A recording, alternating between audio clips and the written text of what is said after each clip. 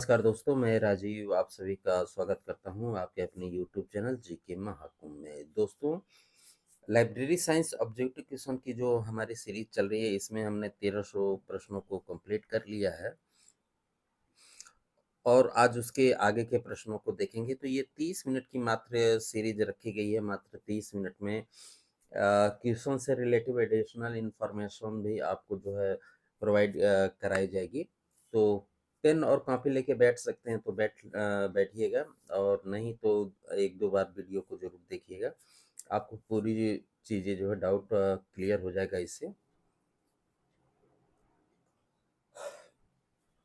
और ये क्वेश्चंस जो है किसी भी एग्जाम के लिए बहुत ही इम्पोर्टेंट है, क्योंकि लाइब्रेरी का क्वेश्चंस जो है सेम ही होता है, वह किसी भी स्टेट का हो। तो चलिए देखते हैं आज के इम्पोर्टेंट 30 मिनट की सीरीज को। पसंद आए तो चैनल को लाइक सब्सक्राइब जरूर कीजिएगा। चलिए, हमारा पहला प्रश्न है कि डॉक्टर एस आर रंगनाथन द्वारा कितने प्रकार के अंकन प्रतिपादित किए गए? बताइए, ऑप्शन आपके सामने है। तो रंगनाथन महोदय के द्वारा जो है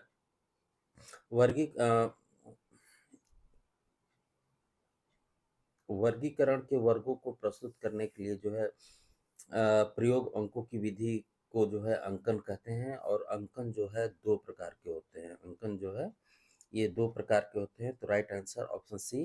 कौन कौन से अंकन होते हैं? शुद्ध अंकन होते हैं और मिश्रित अंकन होते हैं। अब शुद्ध अंकन क्या होता है, इसे थोड़ा सा आप समझ लीजिए।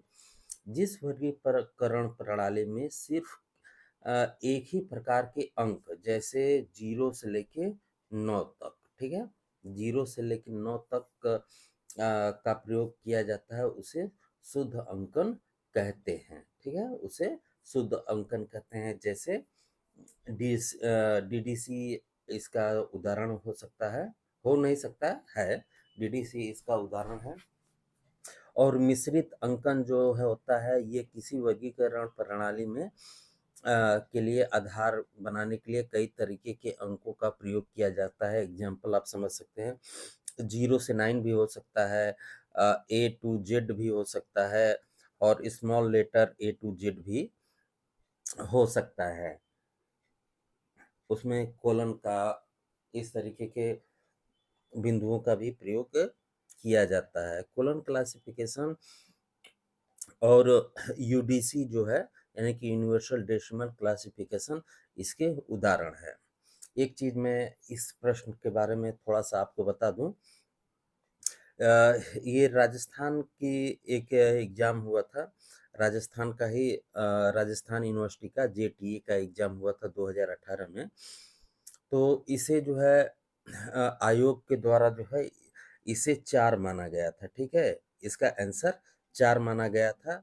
अब किस हिसाब से उन्होंने 4 माना था, मेरे तो समझ में नहीं आता, जबकि अंकन सिर्फ 2 प्रकार के होते हैं, शुद्ध और मिश्रित। आप वहां पे चेक कर सकते हैं, इसे 4 प्रकार का इन्होंने माना था। चलिए आगे देखते हैं। अगला प्रश्न हमारा है, विषय को चुनिए। विषय को चुनिए। ऑप्शन आपके सामने है।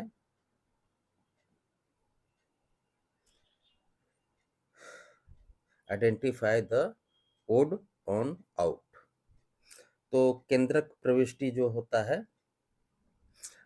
ये केंद्रक प्रविष्टि विषम है, जो कि पुस्तकालय में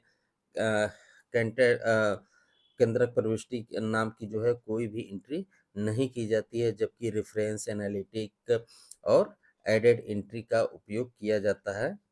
तो विषय नहीं, ये विषम होना चाहिए था। थोड़ा सा टाइपिंग मुझे लग रहा है मिस्टेक है। तो ये विषम जो है यही है। आगे देखते हैं अगले प्रश्न को। अगला प्रश्न हमारा कह रहा है कि पुस्तकालयों के बीच संसाधनों के बंटवारे को डैश कारकों द्वारा जो है प्रेरित किया गया था। प्रेरित किया गया था, बताइए। तो दामों में वृद्धि और सूचना विस्फोट, ये दोनों इसके राइट आंसर होंगे। तो राइट आंसर जो है ऑप्शन सी में है। क्योंकि पुस्तकालयों के बीच संसाधन साझाकरण की स्थापना के लिए निम्नलिखित कारक जो है हो सकते हैं। सूचना विस्फोट, सूचना और प्रकाशन के विभिन्न तरीके, सीमित धन, उपभोक्ताओं की वृद्धि, साहित्य में वृद्धि, प्रकाशनों की वृद्धि और प्रकाशनों की लागत भी इसमें आ जाएगा। नए विषयों और विशेषताओं का उत्थान भी होगा संसाधनों का बंटवारे में। ठीक है, तो राइट आंसर ऑप्शन सी। आगे देखते हैं अगले प्रश्न को। अगला प्रश्न हमारा जो है पुस्तकालयों के मध्य प्रलेख का विनिमय कहलाता है। तो पुस्तकालयों के मध्य प्रलेखों का विनिमय जो है संसाधन सहभागिता कहलाता है। Right answer option B, resource sharing कहलाता है। ठीक है, आगे देखते हैं। अगला प्रश्न हमारा कह रहा है कि पुस्तकालय में एक प्रलेख की अन्य प्रलेखों के मध्य सुनिश्चित साक्षेपिक स्थिति को दर्शाने वाली संख्या को कहते हैं। बताइए, आप भी कोशिश कीजिए। तो इसे जो है काल नंबर कहा जाता है।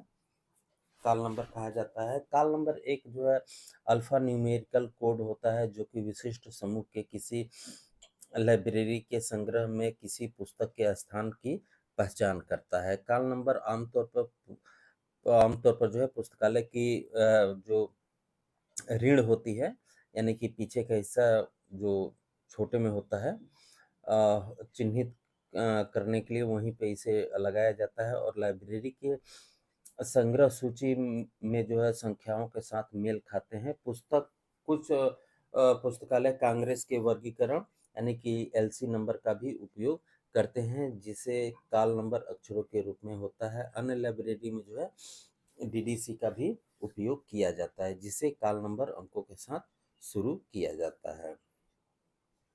अगला प्रश्न देखते हैं। अगला प्रश्न हमारा है नवागंतुक पाठकों के लिए दीक्षा कार्यक्रम किस विभाग से संबंधित है? यानी कि जो नए पाठक होते हैं उनके लिए दीक्षा कार्यक्रम जो होता है वह किसका कार्य होता है? तो दीक्षा कार्यक्रम जो है ये संदर्भ विभाग से रिलेटिव है। तो राइट आंसर ऑप्शन सी होता है। अगला प्रश्न हमारा है कि पुस्तकालय में मुख्य रिकॉर्ड क्या है? बहुत इंपॉर्टेंट क्वेश्चन, और न जाने कितनी एग्जाम में ये क्वेश्चंस पूछे गए हैं। आगे भी ये क्वेश्चंस शायद आपको देखने को मिल सकते हैं।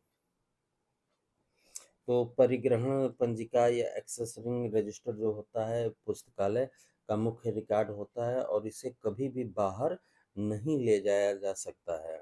कोई भी लाइब्रेरियन इसे बाहर नहीं ले जाता है। पुस्तकालय पुस्तकों का बिल तथा क्रयादेश से मिलान करने के बाद पश्चात जो है उसका परिग्रहण किया जाता है।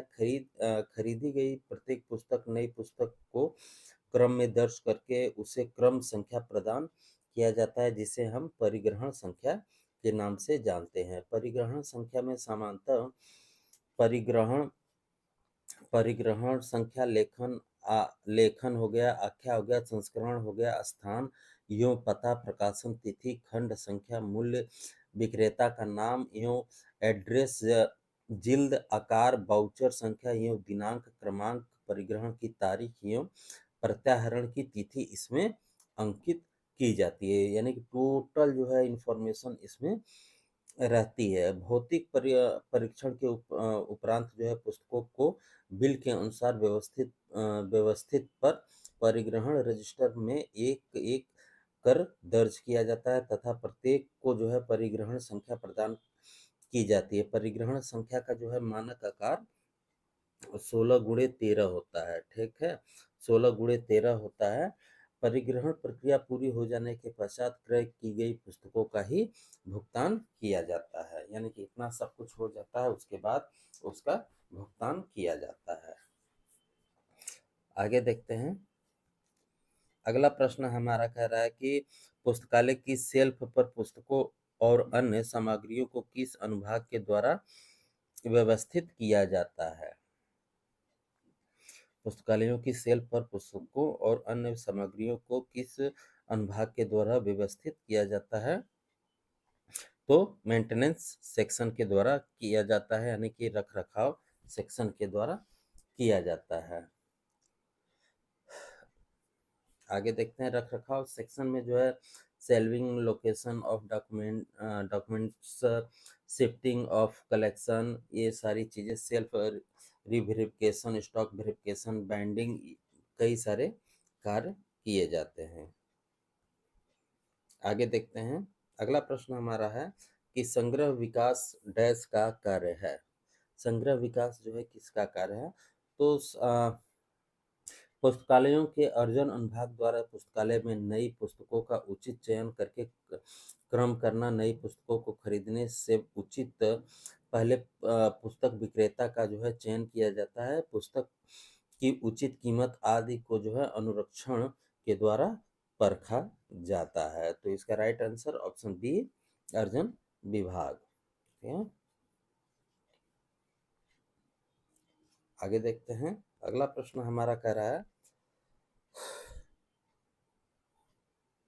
कि प्रदर्शन रैक जो है समांतर निम्नलिखित में से किस प्रकार की होती है? प्रदर्शन रैक जो है वो किस प्रकार की होती है?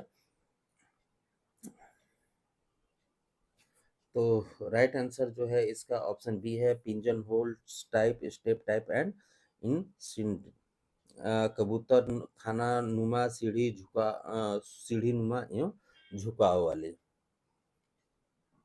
अगर पिंजन होल में जो है दो भाग होते हैं जिनकी ऊंचाई एवं चौड़ाई क्रमशः जो है 225, इसे नोट करना चाहें तो आप कर सकते हैं, जो 225 और 180 होती है।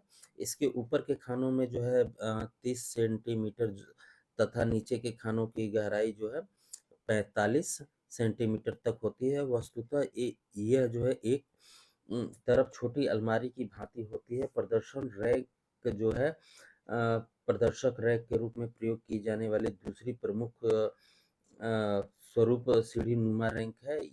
यह घरेलू सीढ़ी जो है 5 सेंटीमीटर गहरी एवं 15 सेंटीमीटर ऊंची होती है। यह समानता एक तरफ जो है प्रचलित होती है। इस प्रकार के प्रदर्शन रैंक में लगभग जो है 5 सीढ़ियां होती हैं जिस पर लगभग 25 पत्रिकाओं का प्रदर्शन किया जा सकता है।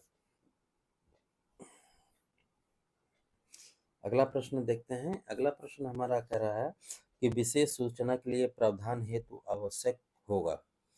विशेष सूचना के लिए प्रावधान आवश्यक होगा।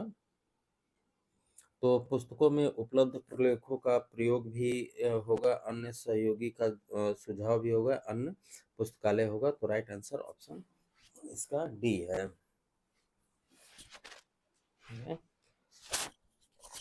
अगले प्रश्न को देखते हैं। अगला प्रश्न हमारा कह रहा है कि पुस्तकालय मानकों का पालन निम्नलिखित के प्रयोजनार्थ किया जाता है।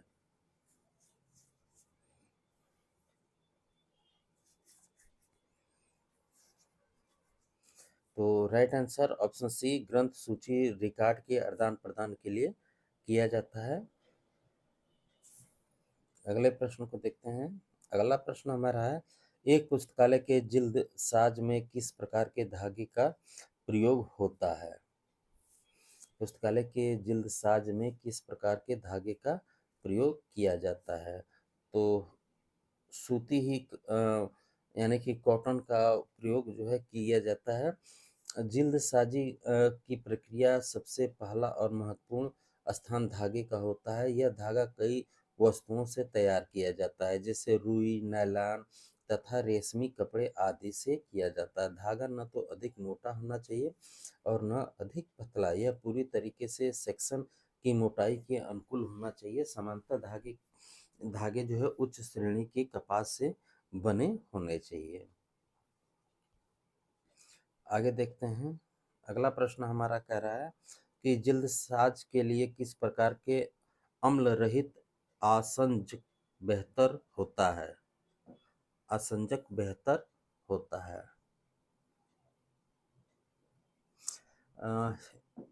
इंग्लिश में इसे मैं पढ़ दे रहा हूँ, थोड़ा हिंदी इसकी टफ है। Which type of acid free achieve is best book binding?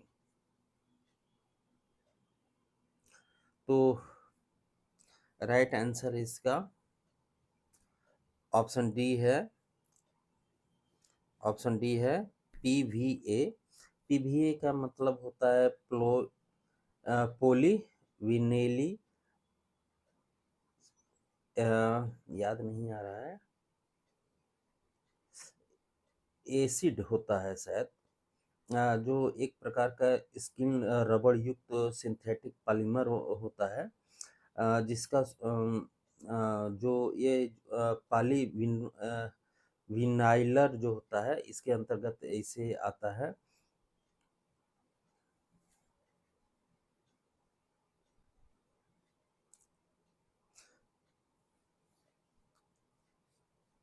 आगे देखते हैं, अगला प्रश्न है,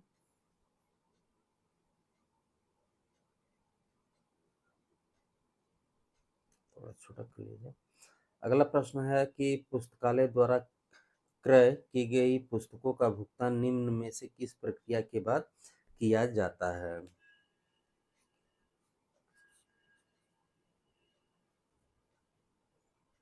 किस प्रक्रिया के बाद किया जाता है? तो परिग्रहण के बाद इसका जो है किया जाता है। अब परिग्रहण के बारे में मैंने आपको बता ही दिया है। अगला प्रश्न देखते हैं हम।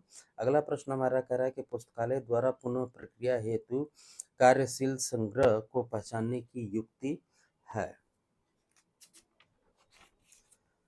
तो परासंचरण का सिद्धांत ऑप्शन ए होगा।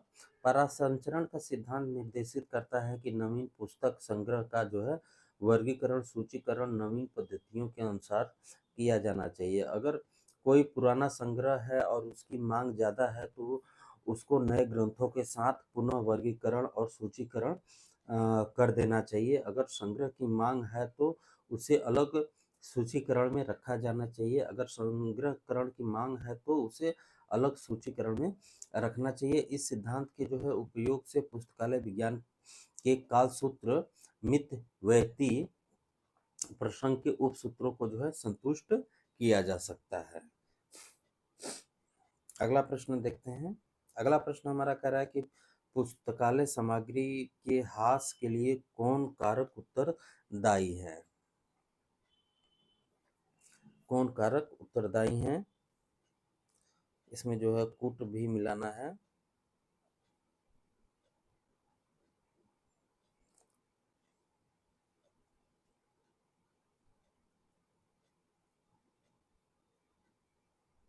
तो जैविक कारक भी हैं, विद्युत चुंबकीय कारण ये नहीं है, रासायनिक कारक भी है और पर्यावरणीय कारक भी हैं। तो इसमें ऑप्शन जो है बी में राइट दे रखा है। बात को समझिए पहले, पुस्तकालय सामग्री के हास्य के लिए जो है जैविक कारक, रासायनिक कारक और पर्यावरणीय कारक जो है उत्तरदायी है, क्योंकि जैविक कारक के अंतर्गत जो है जीवाणु, दीमक वगैरह जो है किताबों को नष्ट कर देते हैं, तथा रासायनिक पदार्थ पानी के क्रिया के कारक कागज को जो है गीला कर देते हैं, जिससे कागज जो है गल जाता है। और पर्यावरण कारक जैसे पानी के कारण आर्द्रता की मात्रा बढ़ जाती है और पुस्तकों में फंगस वगैरह लग जाता है और पुस्तक नष्ट हो जाती है। जबकि विद्युत चुंबकीय कारक जो है इस प्रकार से कोई भी हानि नहीं पहुंचाता है इसे।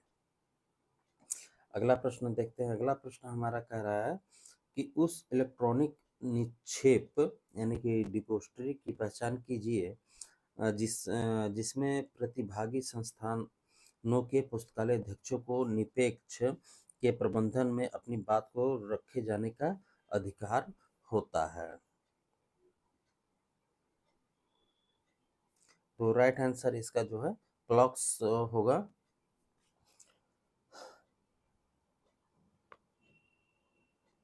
तो इलेक्ट्रॉनिक डिपोजिटरी जिसमें जो है प्रतिभागी संस्थानों के पुस्तकालय अध्यक्षों को निक्षेप में जो है प्रबंधन में अपनी बात को रखने का अधिकार देता है।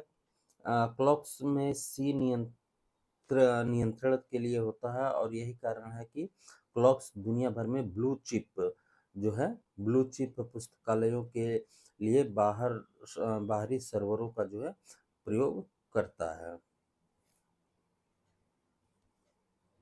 अगला प्रश्न देखते हैं। अगला प्रश्न हमारा कह रहा है कि महत्वपूर्ण या दुर्लभ पुस्तकों को उसके मौलिक स्वरूप में ठीक से कैसे बनाया रखा जा सकता है? किस तरीके से जो है बनाया रखा जा सकता है जो दुर्लभ पुस्तकें हैं?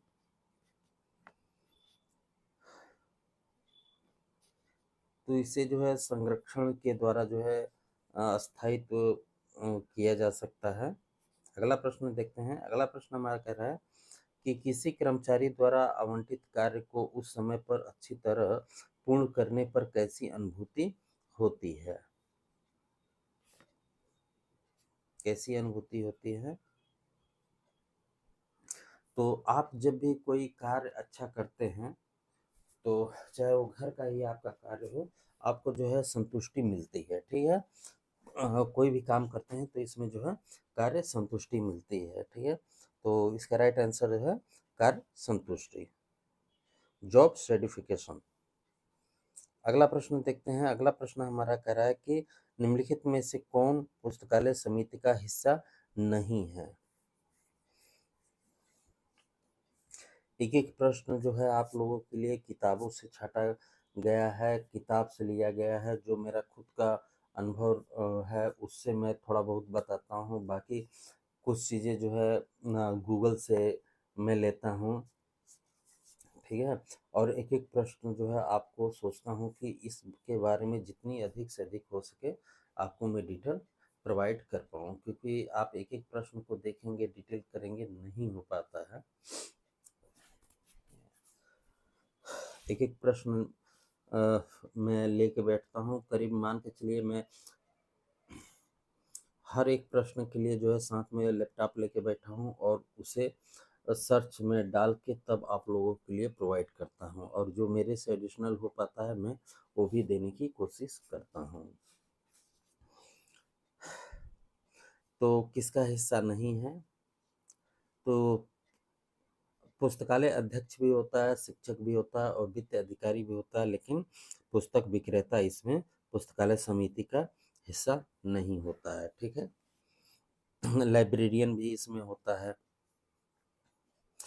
हाँ, लाइब्रेरी कमेटी जो होती है उसमें उसका गठन जो है किया जाता है, तब इसका देखभाल किया जाता है। लाइब्रेरी कमेटी के सदस्य में जो है कुलपति हो गया, पुस्तकालय अध्यक्ष हो गया, पुस्तकालय समिति के अध्यक्ष हो गए, शिक्षक हो गए, अधिकारी हो गए, ये लोग आते हैं, ठीक है? अगला प्रश्न हमारा कह रहा है कि पुस्तकालय के संदर्भ में सीडीपी से क्या तात्पर्य है? सीडीपी से क्या तात्पर्य है?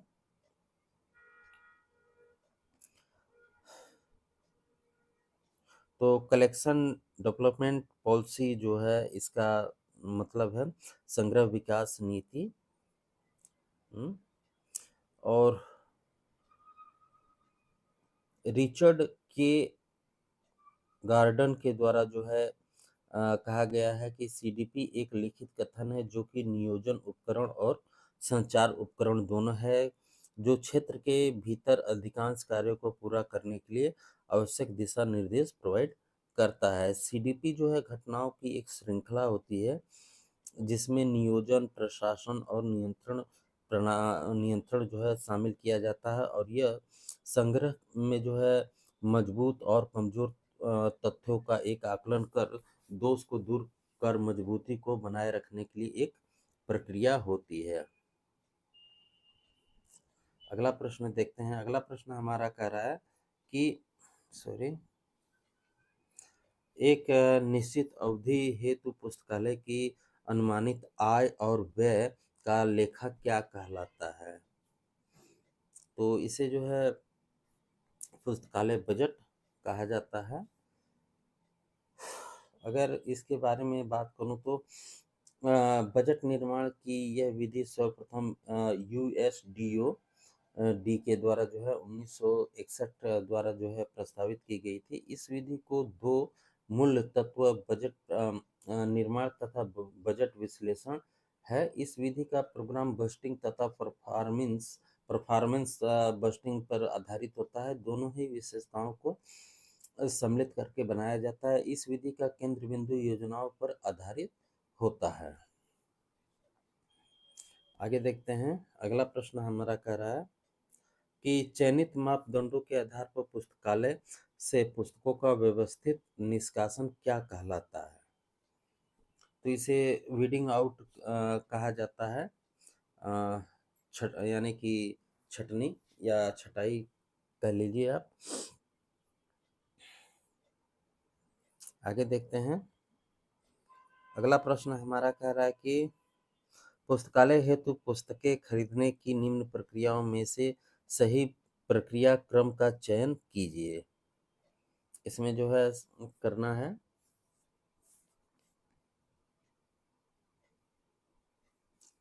सही क्रम। तो पुस्तकों को खरीदने से पहले आप जो है पुस्तकों का चयन करते हैं, फिर क्रय आदेश देते हैं, पुस्तकों का सत्यापन करते हैं, भुगतान फिर करते हैं। ठीक है, तो इसमें राइट आंसर ऑप्शन सी है। अगले प्रश्न की तरफ चलते हैं।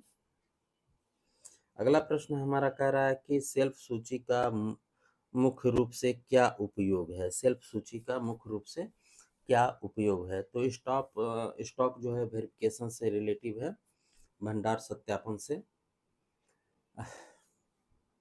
निधानी सूची को जो है प्रसूची पत्रकों पर जो है प्रस्तुत किया जाता है और पुस्तकों के संलेख के सभी सूचना तत्वों का उल्लेख है इसमें किया जाता है। निधानी सूची में प्रलेख पत्रकों को जो है पत्रक सूची की अनुक्रमणिका की भांति पेटिका के अंतर्गत जो है पत्रकों के क्रमांक संख्या के अनुक्रम में अंकलित करके रखा जाता है। निधानी सूची का मुख्य कार्य जो है पुस्तकों का वार्षिक सत्यापन के लिए किया जाता है।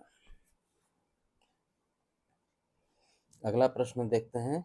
अगला प्रश्न हमारा कह रहा है कि ऐसी पुस्तकें जो महंगी या दुर्लभ हों उसके लिए किस प्रकार की जिल्दबंदी उपयुक्त रहती है? तो चमड़े की पूर्ण जिल्दबंदी जो है इसके लिए उपयुक्त रहती है और सबसे उपयुक्त चमड़ा जो है वह भेड़ का होता है। आगे देखते हैं, अगला प्रश्न हमारा है प्रकाशकों द्वारा समय समय पर प्रकाशित की जाने वाली प्रकाशन सूचियां पुस्तकालय में किस कार्य हेतु उपयोगी हैं? तो ये पुस्तकों के चयन हेतु जो है उपयोगी होती हैं, ऑप्शन ए। अगला प्रश्न देखते हैं। अगला प्रश्न है आपके लिए कि पुस्तकालय शुल्क, दान, अक्षय निधि, जुर्माना राशि को राजकीय अनुदान से प्राप्त राशि स्रोत किससे संबंधित है? ये किससे संबंधित हैं? तो ये पुस्तकालय कोष से जो है संबंधित है, लाइब्रेरी फंड से संबंधित है। अगला प्रश्न देखते हैं। अगला प्रश्न हमारा है कि पुस्तकालय कर्मचारियों का वेतन जो है किसका भाग होता है? तो ये नॉन प्लान बजट का हिस्सा जो है होता है। अगला प्रश्न देखते हैं। अगला प्रश्न हमारा कह रहा है कि किसी पुस्तक की वर्गांक संख्या जो है क्या दर्शाती है? किसी पुस्तक की वर्गांक संख्या जो है क्या दर्शाती है? तो पुस्तक का विषय जो है दर्शाती है, सब्जेक्ट ऑफ द बुक वर्गांक संख्या जो है दर्शाती है। कोलन क्लासिफिकेशन में किसी भी पुस्तक के मूल नाम को कृत्रिम नाम में परिवर्तित करके जो है परिवर्तन जो हो जाता है उसे काल नंबर कहा जाता है। पुस्तक के विषय को जो है काल नंबर तथा अन्य विशेषताओं को बुक नंबर और पुस्तक का आकार आदि को कलेक्शन नंबर के नाम से जाना जाता है। अगला देखते हैं। अगला हमारा प्रश्न है कि पुस्तकालय में पुस्तकों से संबंधित रिकॉर्ड किस पंजिका में उपलब्ध होते हैं? किस पंजिका में उपलब्ध होते हैं? तो परिग्रहण पंजिका में जो है होते हैं ये। आगे देखते हैं। अगला प्रश्न हमारा कह रहा है कि रॉबर्ट्स एस टेलर द्वारा प्रतिपादित दको जिनका पुस्तकालय अध्यक्षों द्वारा व्यक्तियों की अधिक सूचना आवश्यकताओं को आसान करके करने के लिए जो है प्रयोग किया जाता है को व्यवस्थित कीजिए। इसमें जो है किया जाता है।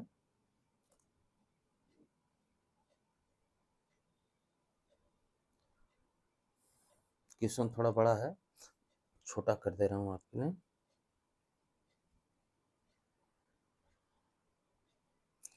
तो रॉबर्ट्स एस टेलर द्वारा प्रतिपादित निसंदको जिनका जो है पुस्तकालय अध्यक्षों द्वारा व्यक्तियों की अधिक सूचना आवश्यकताओं को आसन्न करने के लिए प्रयोग किया जाता है का व्यवस्थापन आप करिए।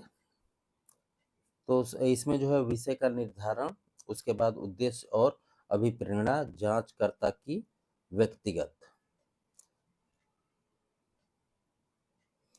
विशेषताएं, फाइल संगठन के साथ जांच विवरण का संबंध। ठीक है, तो राइट आंसर जो है ऑप्शन बी में है। सबसे पहले आप विषय का निर्धारण करेंगे, फिर जो है उद्देश्य और अभिप्रेरणा करेंगे, उसके बाद जांचकर्ता की व्यक्तिगत विशेषताएं, फिर फाइल। दोस्तों जो है 30 मिनट जो है समय आपका पूरा हो गया, आपने पूरा वीडियो देखा, उसके लिए आप सभी का बहुत बहुत धन्यवाद। तो इसी तरीके के कुछ इम्पोर्टेंट क्वेश्चंस जो है प्रतिदिन आपके लिए लाऊंगा, और साथ ही राजस्थान की अगर आप तैयारी कर रहे हैं तो राजस्थान जीके भी चैनल पे डेली अपलोड किया जा रहा है, तो उसे भी देखना आप न भूलिए। मिलते हैं अगले वीडियो में, ख्याल रखिए, धन्यवाद।